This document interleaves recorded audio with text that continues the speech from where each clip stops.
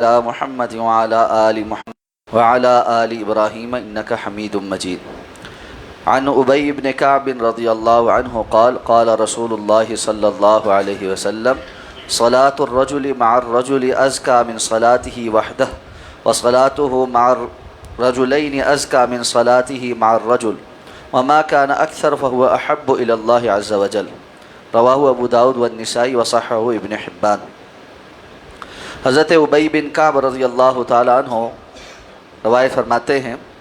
کہ جناب نبی کریم صلی اللہ علیہ وسلم نے ارشاد فرمایا، ایک آدمی کی دوسرے آدمی کے ساتھ مل کر نماز اس کے اکیلے کی نماز سے زیادہ اجر والی ہے، اور اس کی دو آدمیوں کے ساتھ نماز اس کی ایک آدمی کے ساتھ مل کر ادا کی جانے والی نماز سے زیادہ اجر والی ہے، اور جو نماز جتنے زیادہ لوگوں والی ہو وہ اللہ تعالیٰ کو اتنی ہی زیادہ محبوب ہے. اس حدیث مبارکہ کو امام ابو داود اور امام نسائی نے روایت کیا اور امام ابن حبان نے اس کو صحیح کہا ہے. نماز سے متعلق احکام و مسائل ذکر ہو رہے ہیں. اس حدیث مبارکہ کو بیان کر کے جو مسئلہ ثابت کیا گیا ہے وہ یہ ہے کہ مسجد میں، اور خاص طور پہ ایسی مسجد جہاں پر نمازیوں کی تعداد زیادہ ہو، وہاں جا کر نماز پڑھنا زیادہ افضل ہوگا اس سے کہ بندہ ایک یا دو بندوں کے ساتھ جماعت کے ساتھ نماز پڑھ لے. اس حدیث مبارکہ کو مختلف احکام و مسائل کے لیے سمجھنے کی ضرورت ہے. سب سے پہلے تو یہ سمجھنے کی ضرورت ہے کہ مسجد میں آ کر جماعت کے ساتھ نماز ادا کرنا انفرادی نماز کے مقابلے میں، جیسے حدیث پہلے گزری تھی کہ 25 گنا یا 27 گنا زیادہ اجر و ثواب کا حامل،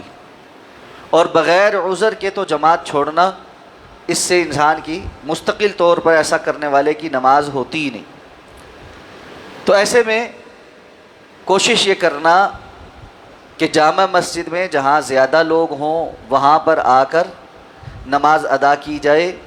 اور با جماعت جس وقت زیادہ لوگ جماعت کے ساتھ نماز پڑھتے ہیں اس وقت جماعت کے ساتھ شامل ہوا جائے. یہ بات درست ہے کہ کسی وقت اگر بندہ تاخیر کا شکار ہو جائے تو دیر سے آنے والا بعد میں جو لوگ رہ گئے ہیں ایک دو جتنے بھی، ان کے ساتھ جماعت کروائے تاکہ اس کو جماعت کا ثواب ملے. بعض مساجد میں یہ جو سختی کر دی گئی ہے کہ ایک جماعت کے بعد دوسری جماعت نہیں ہو سکتی، اس کا کتاب و سنت میں کوئی حیثیت نہیں. ایک جماعت کے بعد دوسری جماعت ہو سکتی ہے، تیسری بھی ہو سکتی ہے، جتنی جماعتوں کی ضرورت ہو اتنی ہو سکتی ہیں، اس میں کوئی مذائقہ نہیں. لوگ آ کر انفرادی طور پر نماز پڑھتے ہیں اور بہت ساری تعداد میں پڑھتے ہیں. ایسے میں ان کو یہ کہنا کہ آپ جماعت کے ساتھ نماز نہیں پڑھ سکتے، یہ محل نظر ہے اور رسول اللہ صلی اللہ علیہ وسلم کی صحیح احادیث سے متصادم ہے. آپ صلی اللہ علیہ وسلم نے اس بات کا حکم دیا، اور ہم وہ احادیث پہلے پڑھ چکے کہ اگر بعد میں آنے والا بندہ ہو تو اس کو چاہیے کہ وہ دوسرے کو ساتھ ملا کر جماعت سے نماز پڑھے، اور اگر کوئی اور نہیں ہے تو پہلے جس نے نماز پڑھ لی ہے وہ اس کے ساتھ صدقہ کرتے ہوئے جماعت کروا لے، دونوں کو اجر و ثواب ملے گا. لیکن اس معاملے کو عادت نہیں بنانا چاہیے کہ بندہ ہمیشہ ہی لیٹ ہو رہا ہو کہ چلو جی میں مسجد جاؤں گا، کوئی نہ کوئی مل جائے گا، ایک دو بندے ساتھ ملا کے میں جماعت کا ثواب پا لوں. جماعت کا ثواب وہ یقیناً پا لے گا، انفرادی نماز سے اس کو زیادہ اجر ملے. لیکن جو بڑی جماعت تھی جس میں زیادہ لوگ تھے، اس حدیث سے یہ پتہ چلتا ہے اس کے اجر تک وہ نہیں پہنچ سکتے. تو جس جماعت میں زیادہ لوگ ہیں اللہ رب العزت کے ہاں وہ زیادہ اجر والی، اس لیے کہ اجتماعیت اور اہل ایمان کا اکٹھ اور کثرت کی اللہ کے ہاں بڑی اہمیت ہے. اللہ کے گھروں کے اندر جب اللہ کے بندے اور بندیاں اکٹھے ہو جائیں، اللہ کی عبادت کریں، تو بہت سو کی عبادت صرف اس لیے بھی قبول ہو جاتی ہے کہ وہ ایک ایسے گروہ کے ساتھ ہیں کہ جن کی طرف اللہ کی رحمت نازل ہوتی. جیسا کہ حدیث میں آتا ہے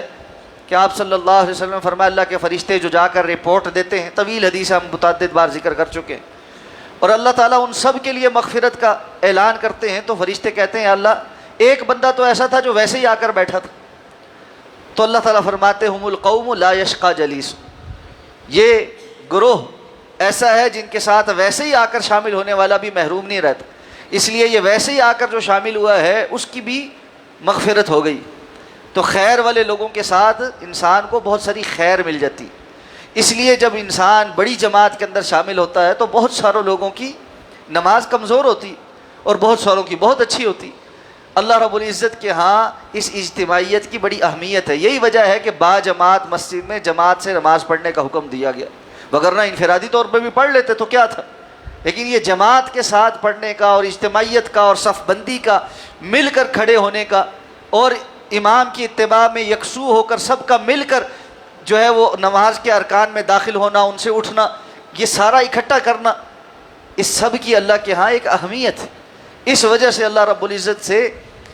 بہت سارا وہ خیر اور ثواب مل جاتا ہے جو انسان انفرادی طور پر حاصل نہیں کر پاتا۔ اللہ تعالیٰ ہمیں سمجھ کر عمل کرنے کی توفیق عطا فرمائے۔ سبحانک اللہم و بحمدک، نشہد ان لا الہ الا انت، نستغفرک و نتوب۔